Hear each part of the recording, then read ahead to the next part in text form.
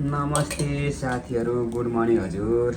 यो डोसा खानुको लागि चाहिँ हजुर साउथ इन्डियन केटी बिहा गर्नु पर्यो भनेर धेरै धेरै धेरै प्रार्थना गरेँ, तर त्यो प्रार्थना चाहिँ प्रभुले गलत गरिस्।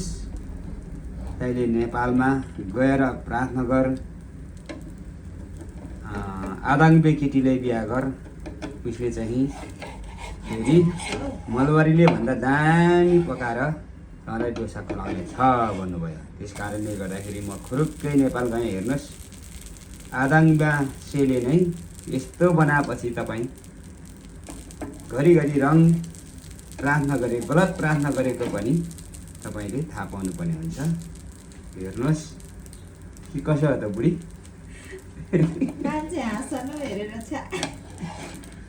ल आदाङ मासीले पनि यस्तो पकाएपछि अनि भएन त। खोइ अर्को हाल्नु त, यहाँ प्रुफ पनि त देखाउनु पऱ्यो नि यार।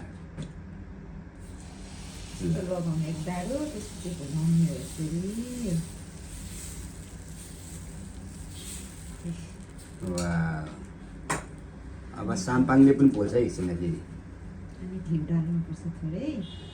यो चाहिँ चौरीको घिउ चाहिँ होइन हजुर,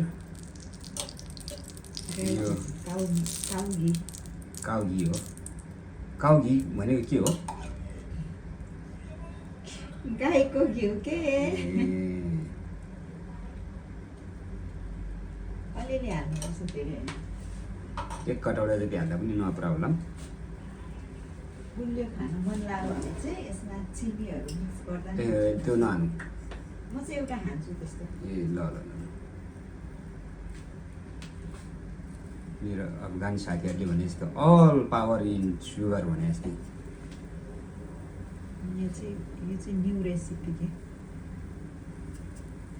ब्राउन सुगर एड गर्नुपर्छ।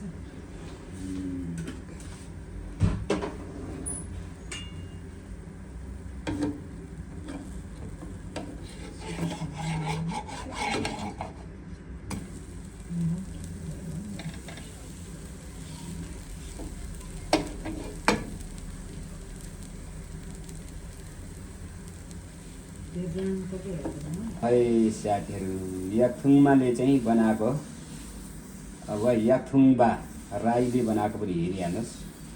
साम्पाङ राईले, साम्पाङ राई पनि थोरै कम्तीको त छैन क्या। भयो किन उल्टा पुल्टा गर्नु भएको के? वान राइट डिरेक्सनबाट मात्र गर्नु कि त लिफ्ट डिरेक्सन? पुरा म चाहिँ यो दिन्छु रहेछ नि, कहाँ हुन्छ? पुट अ लिटल बिट घी।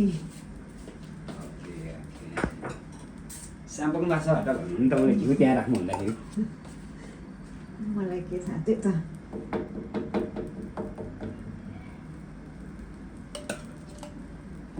घिउ तिसिया भन्नुपर्छ।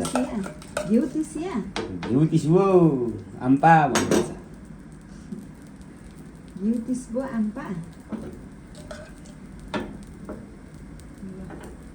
बुढाले पनि पकाउनु भयो, डढ्दैछ डढ्दैछ।